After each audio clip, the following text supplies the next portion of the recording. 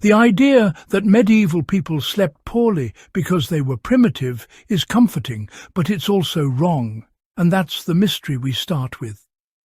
Imagine a winter night 800 years ago, frost crawling across stone walls, no radiators, no electric blankets, no insulation by modern standards, and yet entire families regularly survived nights that would feel lethal to us today. Here's the paradox.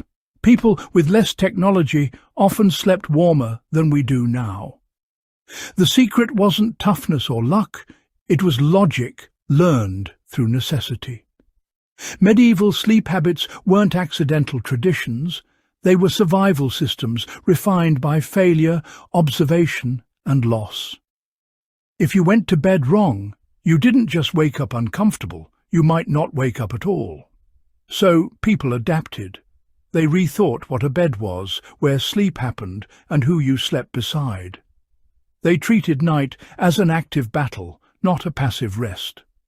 This isn't a story about romance or candles flickering in drafty halls. It's about discipline, strategy, and an understanding of heat that modern homes quietly ignore. When we ask whether medieval sleep habits made sense, the real question becomes uncomfortable. What if our way of sleeping alone, elevated, lightly covered, and dependent on constant energy is actually the fragile one?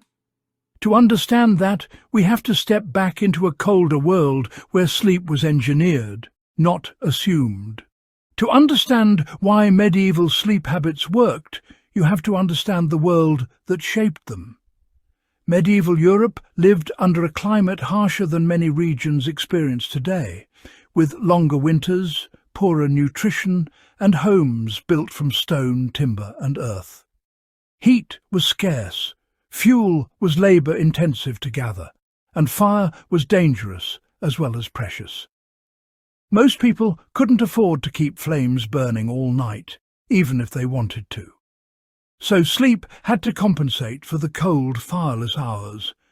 Beds were not soft platforms for comfort, they were thermal tools.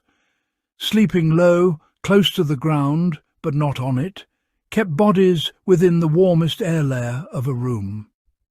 Entire households often slept in the same space, not for intimacy, but because heat shared is heat multiplied. Children, adults, even servants clustered together because isolation meant exposure. Clothing wasn't removed at night, it was layered strategically, wool over linen, damp fabrics avoided at all costs.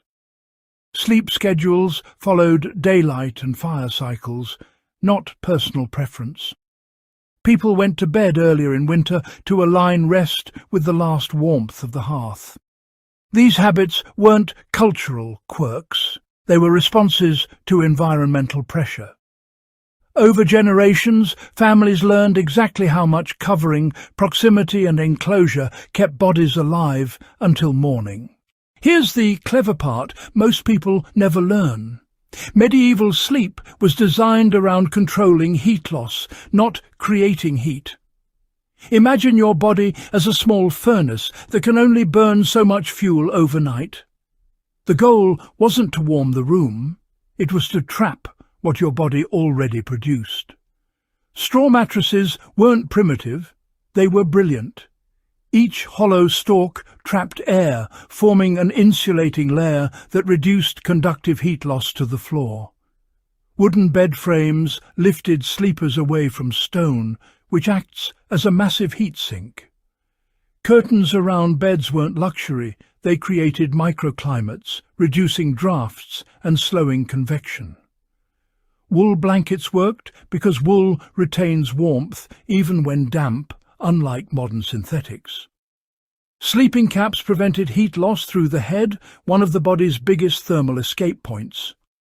People slept curled, not stretched, because compact shapes conserve heat. Even the order of sleepers mattered, with children or weaker members placed toward the centre of shared warmth. This knowledge wasn't written in books, it was learned through cold nights and hard consequences. Over time, it became tradition, then habit, then invisible wisdom. When central heating arrived, these principles were no longer needed daily, and slowly they were forgotten, even though the physics never changed. What makes this story uncomfortable is how relevant it still is. Strip away electricity, fuel shortages, or heating failures, and suddenly medieval sleep logic feels modern again. We're rediscovering layered bedding, thermal curtains, floor insulation, and shared warmth in off-grid cabins and emergency shelters. The medieval approach teaches efficiency over excess. Instead of heating empty space, they heated bodies. Instead of fighting the environment, they adapted to it. Imagine applying this today during power outages, energy crises, or extreme weather.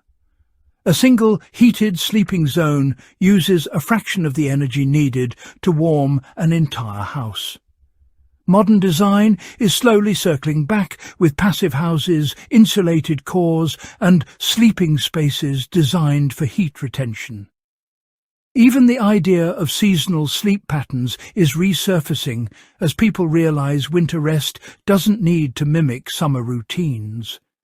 Medieval sleep habits weren't backward. They were optimized for resilience. They assumed systems would fail, fuel would run out, and weather would win if you weren't careful. That mindset, planning for failure rather than comfort, is something modern life rarely teaches us until it's too late. In the end, medieval sleep habits make sense because they were shaped by truth, not convenience. Cold didn't care about status, belief, or comfort, and people learned to respect that reality. They slept as communities, wrapped themselves in function rather than fashion, and treated night as something to prepare for, not escape into. When we look back, it's tempting to see only hardship, but hidden inside that hardship was intelligence. These people understood heat, bodies, and survival in ways we've outsourced to machines.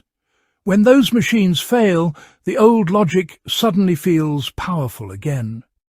The takeaway isn't that we should abandon modern comfort, it's that resilience comes from understanding first principles.